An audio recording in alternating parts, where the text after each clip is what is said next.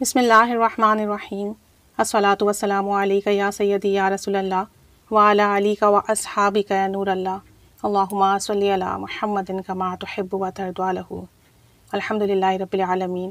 درود شریف پڑھ رہے ہیں، پڑھوا رہے ہیں اور اس کی برکتیں مل رہی ہیں۔ ایک دعا ہے، صبح اور شام اسے 3 بار پڑھ لیا کیجیے۔ اس دعا کی بہت برکات ہیں۔ اسے پڑھنے والے کا نام اللہ تعالیٰ ابدالوں میں لکھ دیتا ہے۔ اولیاء اللہ کی مختلف اقسام ہیں، کتب ہیں، ابدال ہیں، غوث ہیں۔ اب یہ ابدال بننے کے لیے بہت ریاضت کرنی پڑتی ہیں، بہت مشق ہوتی ہیں، بہت عبادات ہوتی ہیں، بہت زیادہ مشکل کام ہوتے ہیں جو کرنے کے بعد، وہ عبادت اور ریاضت کرنے کے بعد انسان کا نام ابدال میں لکھا جاتا ہے۔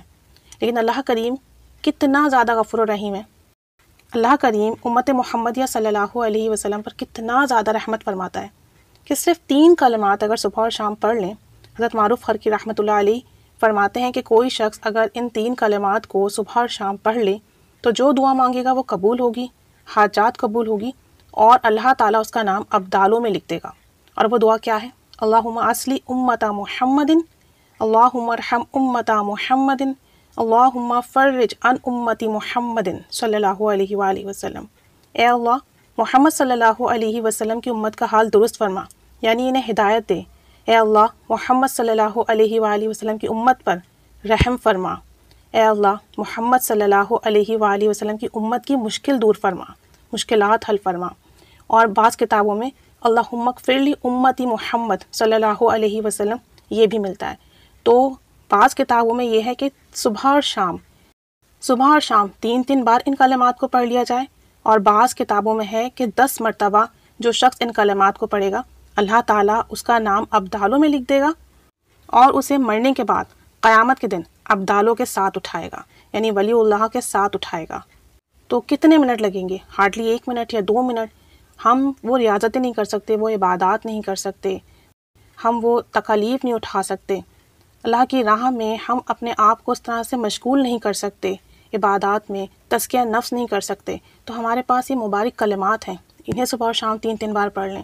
پہلے میری زندگی کا معمول تھا، یہ دعا میں کافی سالوں پڑھتی رہی، پھر اس کے بعد یہ دعا مجھ سے چھوٹ گئی، اور کل مجھے اس دعا کا خیال آیا، اور اللہ اتنا غفور و رحیم ہے کہ جب مجھے اس دعا کا خیال آیا کہ مجھے یہ پڑھنی چاہیے، اور یہ دعا میرے سامنے واپس سے آ گئی، تو میں نے سوچا کہ اس پر ایک چھوٹی سی ویڈیو بنا دی جائے، آپ سب بھی پڑھیں، سب کے لیے صدقہ جاریہ بنے، سب اپنے گھر والوں کو پڑھوائیں تاکہ سب کا نام اللہ کے نیک ولیوں میں لکھ دیا جائے، ہمارا خاتمہ ایمان پر بالخیر ہو۔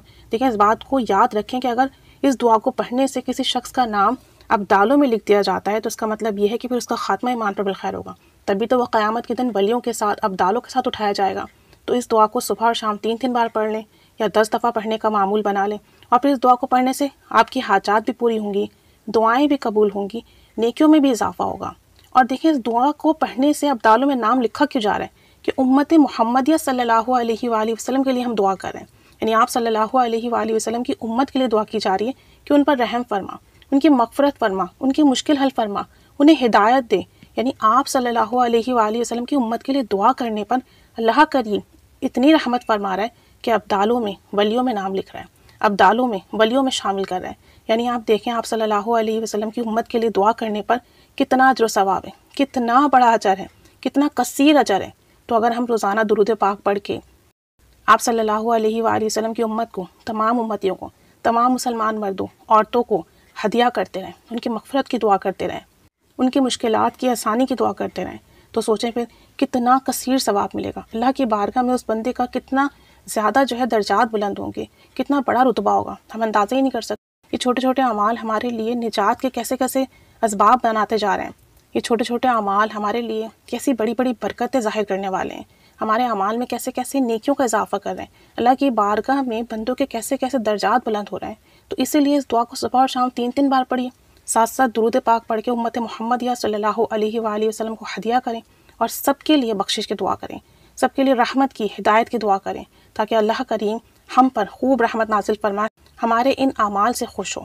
اللہ کریم ہم پر کرم کی نگاہ فرمائے، پوری امت کو بلا حساب و کتاب بخش دے۔ آمین بجاہ النبی الامین صلی اللہ علیہ محمد صلی اللہ علیہ وآلہ وسلم۔ اللہم صلی علی محمد کما تحب و ترضی عنہ۔